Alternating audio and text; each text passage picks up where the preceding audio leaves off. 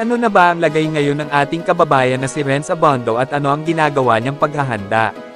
Makakapaglaro na ba ulit siya or nasa recovery room pa rin?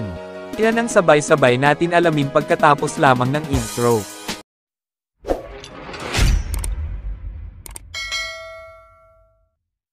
Commercial muna ng baklang umuusab na tarugo, tinitigan ko nilapitan ko nolaseng kagabi muntik mabulunan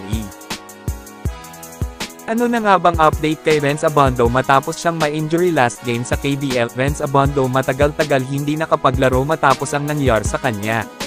Sa ngayon ay siya ay nagpapagaling sa Pilipinas at naghahanda para sa nalalapit na pagbabalik sa Korean Basketball League. Sa laro naman na basketball di naman mawawala ang ganitong laruan. Para naman sa ganitong manlalaro na madumi maglaro, sana naman magbago na kayo porket magaling ang nakakalaban nyo sa isaran nyo na tandaan nyo buhay ang nakasalalay dyan. Kaya bago kayo gumawa ng ganyan, pag-isipan nyo munang mabuti ay huwag kayong magdedesisyon basta-basta.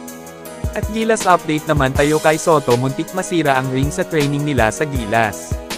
Nagmamala Shaquille O'Neal ang galawan. At dito na natatapos ang ating magandang content mga idol. At huwag mo naman kalimutan suportahan ang aking channel sa pamamagitan ng like, share, subscribe, upang ganahan pa ako gumawa ng video katulad ng ganito. Maraming salamat sa panunood.